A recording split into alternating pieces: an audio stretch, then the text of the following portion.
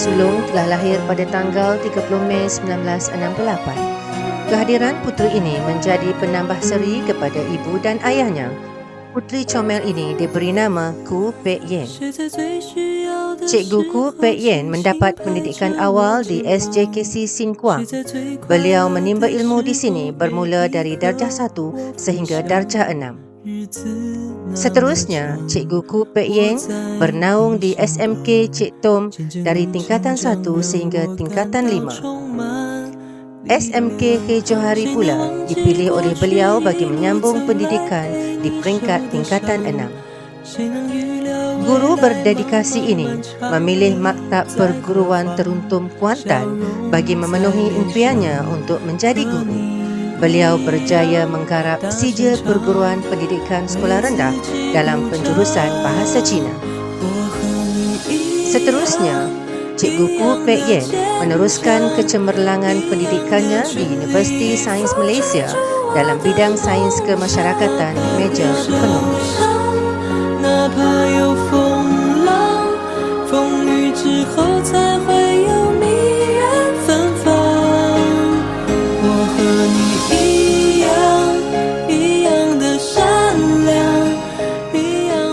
Menyelusuri sejarah kerjaya, beliau telah berkhidmat di 4 buah sekolah.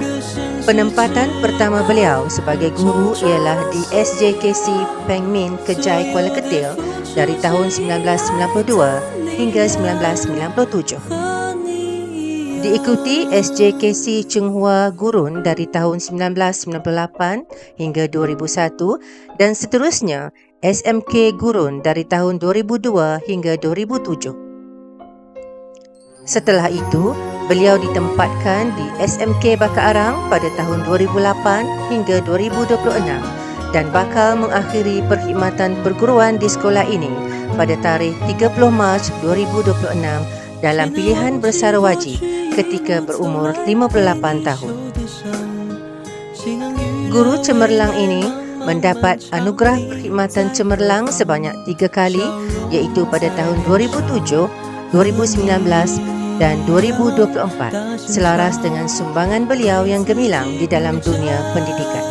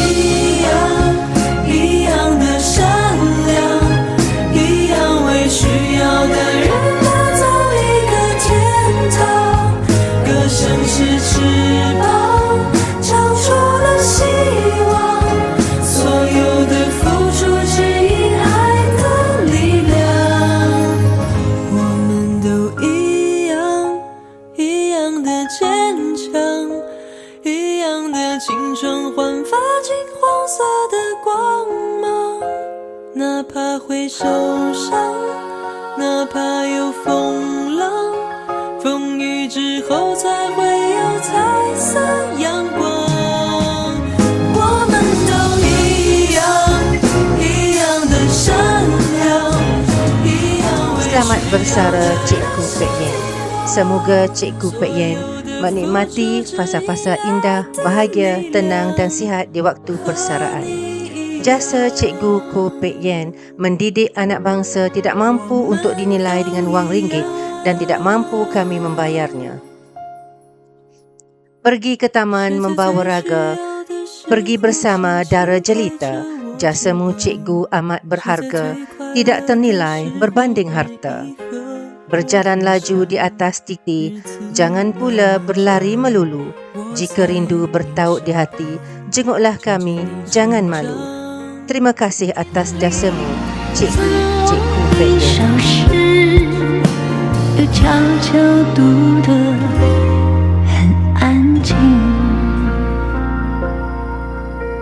有人要回我，有人要憧憬，借一朵白玉，拍一张合影，像一想问自己，梦打听，远去者去了远方，愿他